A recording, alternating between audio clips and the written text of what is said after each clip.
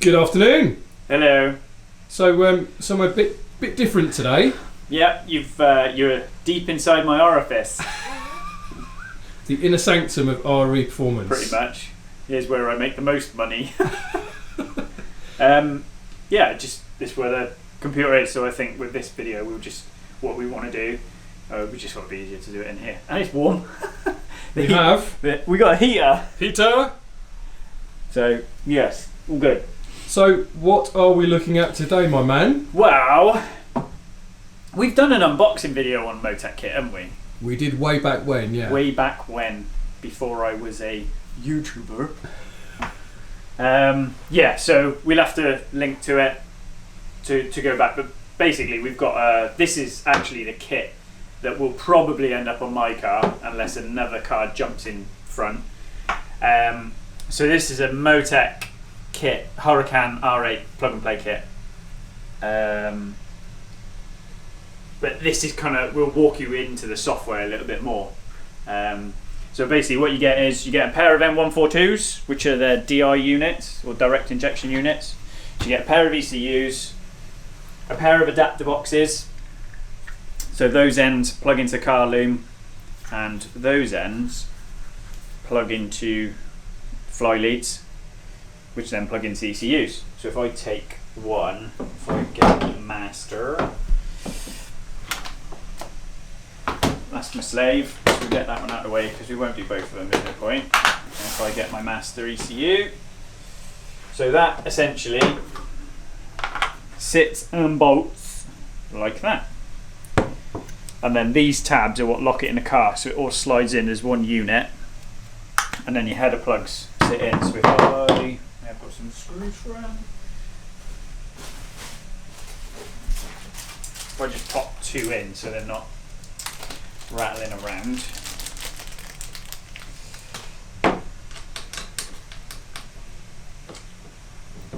From the back.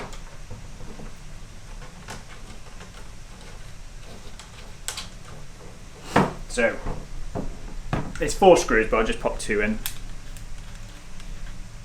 So that's how the units live together. And then the side of an MED 17 ECU has these sliders. So these sliders sit in plastic guides in the frame, and then they're the locks that hold them in. So that's how it'll all sit in. Then we have got just patch leads from the adapter box to the ECU. So M1 adapter A. So that will literally just go pop like that, done. And then you've got a B, a C. My D is my network lead. So then a D is how you talk to the ECU. So network into ECU, so that's that end. Like so. Just so it's neat, we'll do them all. Actually, I'll do it that way.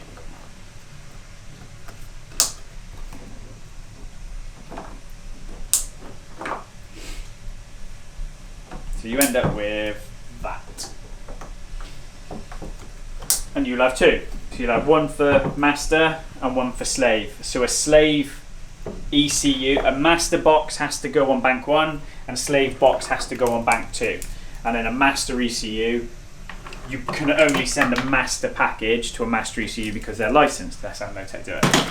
So like that. Then you'll end up with, this is the crossover loom. So this joins bank 1 with bank 2. Like so. So you'll end up with that. Then in each of these, so the E plugs are what they call on the top, so A, B, C, D, and then the E plug on the top. We've got manifold absolute pressure, intake air temp, boost control, and then boost pressure. So obviously there's a different, MoTeC needs to know the pressure in the manifold and the boost pressure before the throttle. So you get 4 fly leads. We change these, so we build a different cross loom basically, so we don't use this one. We build our own Raychem DR25 because we had some other things. So we had control for the intercooler pump, we had control for turbo speed sensors, flex fuel, and fuel pump. So we don't use that, we build our own. But that's essentially it. So I'll leave it in place.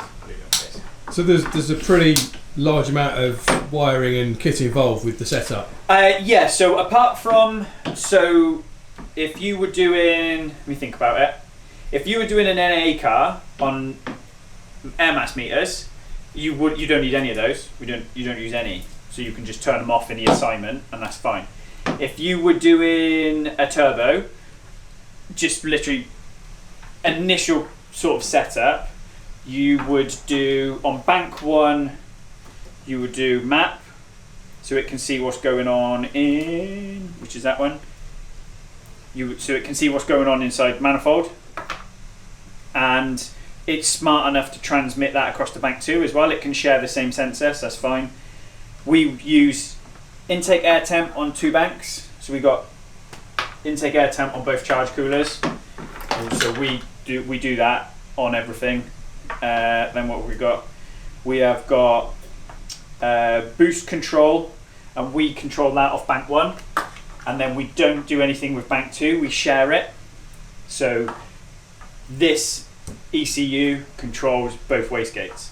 It's just the easier way to do it. And then boost sensor on both. So I don't use map on that one, and I don't use, so that is it. Plug those in, bosh, car start and run.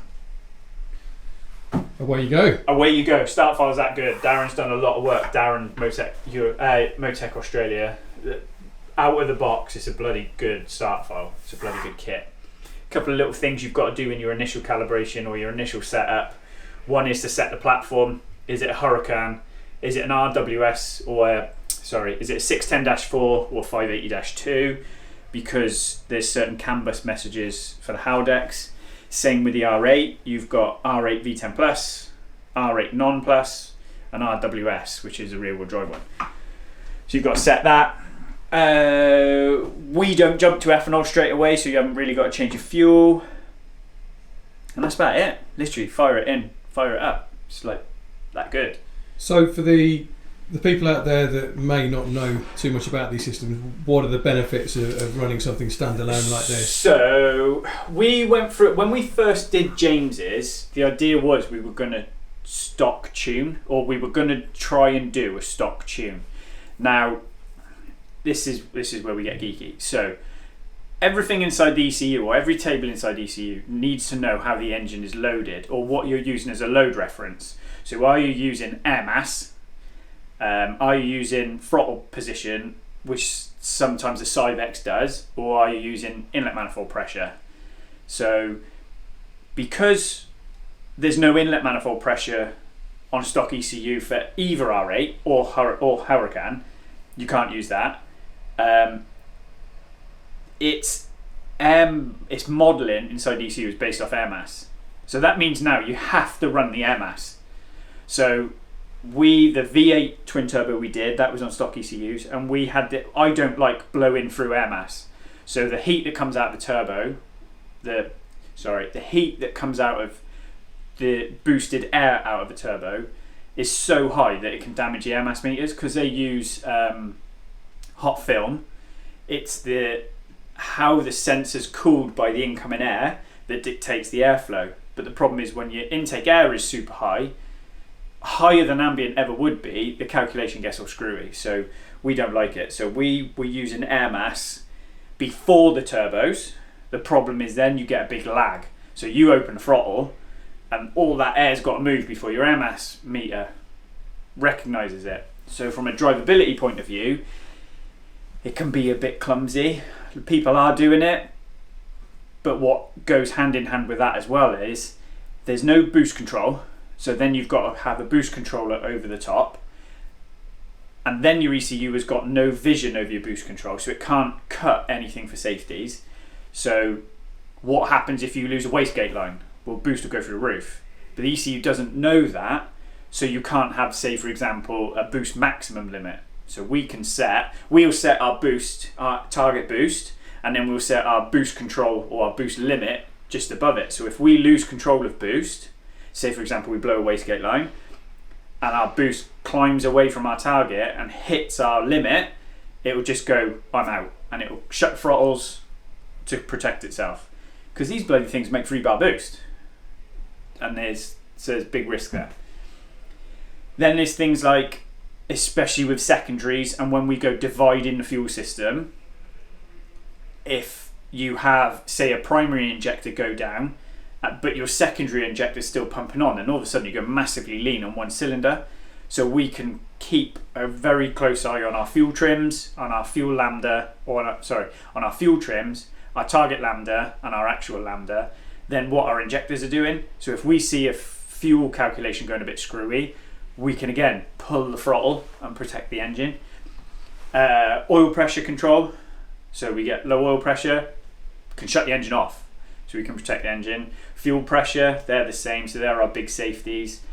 Then we can react to certain things around traction control. So it's motorsport based traction control rather than the ABS or the ESP just closing the throttles. We can do smarter things like retard ignition or cut ignition, put a bit of fuel in back, launch control, rolling anti-lag. You know, it just opens up a world of control that you don't have in a stock ECU.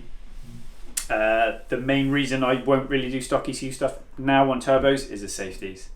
The engines and gearboxes are expensive enough, and if you go being silly with stock ECUs, as in you're silly, you don't spend the money on this, and you stay on stock ECUs and something goes wrong, you sit there and you go, right, now I've got to go and spend X on fixing this when I should have just spent 8-9 grand. I know I say just 8-9 grand, be spending 30 grand on turbo kit anyway. Yeah, so, on a car that new is what, 130 plus. Yeah, what did we say engine was the other day for a Gen 2, 38 grand? Yeah. You know, you want a Lamborghini engine, they're the same engines. Engine codes are different, but they're ultimately the same underneath. You use 65 grand. You know, gearboxes, that's the same. So for me, the benefits far outweigh the cost. So I've bought that kit for mine, and then we can carry on doing little things in the background. So for example, I don't know if anyone saw on the OG video, James built a centre exit exhaust.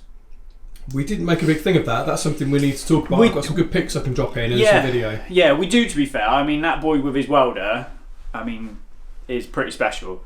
So, for anyone who doesn't know, because we don't run it bumperless, it comes out of the turbine housings and it does 90 degree out of the bumper. That's it.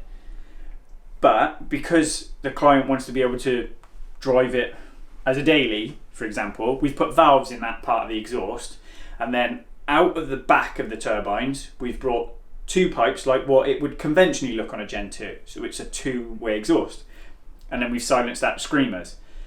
So what happens is, with the valve shut, it comes out the stock exits down in each corner, and it's nice and quiet because it's silenced. And then when we go to play with like Jamie on OG, we just press the button on the steering wheel, opens the exhaust up, and you've got straight exits. No silencers, no nothing. And we're like the only ones that have done that. So we've set that functionality up inside the ECU that the exhaust button controls the valves on the exhaust. But then we figured out, hand in hand with Darren at MoTeC, that the CAN bus message on the dash is back to front. So when I press the exhaust and open the valves, it says standard. And then when I shut the valves, it says sport. So we fed that back to Darren, and he'll write that into firmware, and then we'll get a new firmware to go into the ECU, and we'll load it up. So, you know, stuff like that, they're really good. I've worked with MoTeC since BSB days, so it is a great product, and it's another option with the Syvecs. We do loads of Syvecs as well. It's just two different ways to skin a cat. But what we sort of wanted to go in today was, if I wake this up, is your arm hurting, mate? Yeah, a little bit, but I'm nice and warm. Free handling. Freehand, yeah. So if this is a bit shaky today, we're not using a gimbal. So this is M1 Tune. This is what we use to set everything up inside the ECU. The only thing we don't use this for is viewing data logs. So This is the start package or the start file. So we're just going to go open file, latest version, which is 439, firmware version 439. We just open it up and we get this. Ta-da! Right. So things might happen. If something happens that you and because it's just second nature to me. So Yep. they call it fuel, but this is your engine efficiency table. Right? So in the olden days, this used to be a base duty for your injector. So you would put a number in here. So say 50%, you want 50% at any site, right? So let's G and go back to a table. So let's just take it at this point. In the olden days, 90 would reflect 90% duty cycle, or if it was in time or microliters, that would be your value of injection. The way MoTeC do it now is engine efficiency. So this is actually percentage airflow through your engine based on 100% being the maximum amount of airflow that cylinder or that engine can take at that RPM based on its bore and stroke. Does that kind of make sense to you? Yep. Yeah? So the reason it's done like this rather than on fuel is your engine efficiency does not change. The things that will change it will be, for example, we put rods and pistons in, we change the compression. It will change your efficiency. We change cams, or we change cam timing. That will obviously then affect your engine efficiency. So those are the only times, really, you would change your engine efficiency value. So think of engine efficiency as the airflow through the engine. If it's 100% efficient, the cylinder has got 100% of air volume inside it, that RPM and load axis. The reason they do it like that is because if I go to initial setup and I go to fuel mode, so here look, I can set what fuel I run. So for example, I'm running pump gas, and pump gas has that molar mass. So here you go. So everybody's jumping on ethanol at the minute. I don't know if you can see that.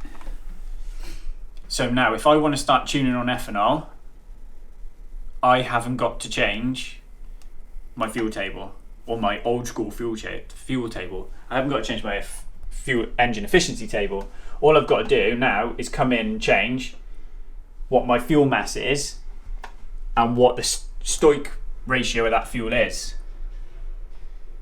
So this is, again, getting geeky. This is why you tell people that you need 30 to 40% more injector to run ethanol than you do to run pump. Because if you look here, round it up, 15 to 1, 14.7 to 1 is stoic on pump gas. So round that up to 15 to 1. And if you look at E85 there, look, you're down in the tens. So you need essentially a third more fuel going in to make stoic. But then that's why ethanol is such a good tuning fuel. Yeah. Because you've got so much more going in. So you pull down cylinder temp, it's far more stable, so it's a longer burning fuel, which is why then you can run more boost ignition. But just in that one thing, I haven't got to retune my whole fuel table. I can go in, change two values, and I can change fuel. Bang, done. And that's it. Same with alcohol or whatever else I want to run. Meth, there you go. You can see some example figures there. So you've got methanol, you're down in the sixes. But what that also means then is now I can run a flex fuel blend. So I can have, here's my pump gas numbers and here's my ethanol numbers, and by having a flex fuel sensor which measures the alcohol content in the fuel or the ethanol content in the fuel, you can blend from one to the other. Now the reason we do that is because not everybody can drain their tank and go chuck in ethanol in, so we can blend across, and we can blend across our boost on our ignition tables to go with it. So that's just one little quick thing on our engine efficiency table. You can see here, look, we've currently got our load axis set to inlet manifold pressure. So that's our load axis. If I go back to initial tuning, I can select that here. So, engine load normalized mode. So I can set it to normal throttle position, inlet manifold pressure or throttle position. So normal is normally you can estimate the numbers, but we stay on inlet manifold pressure. What else? You then got, this is our main page we'd normally tune out of. So then you've got ignition timing. Again, the same engine load numbers.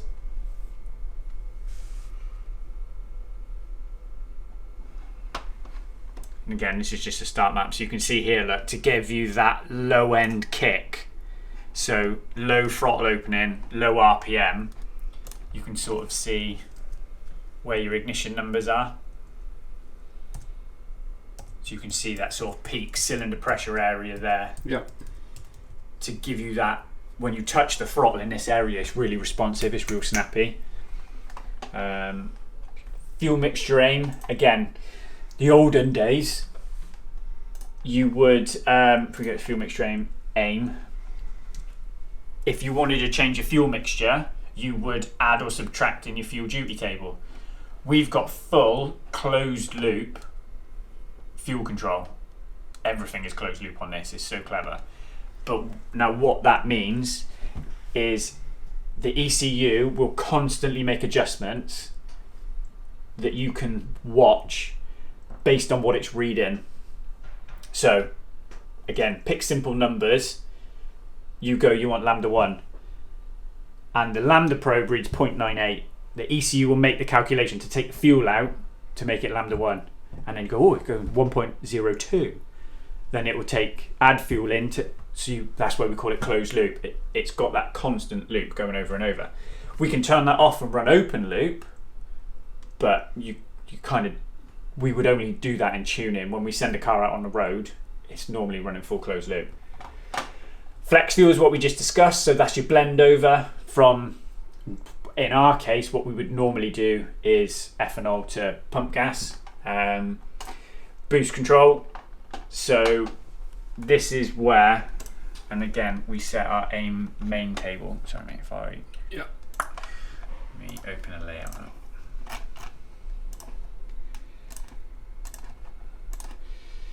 Get rid of that, go F6. Right, so boost aim main table. So obviously, because it's a naturally aspirated file, it's 0. So let's say we want to run a bar of boost, right? Take it there, 100 kPa. You're not going to go from 0 to 100. So we can quickly interpolate that horizontally, and what we'll do there is from 50% onwards, we'll just interpolate that vertically. So we end up with a pretty crude boost aim table. It's not what we run. That's literally, I've just pulled those numbers out of fresh air. Right. It used to be called base duty. What it's called in MoTeC is, sorry, I've got to switch control on. Enabled. There we go. Feed forward. Used to be called base duty.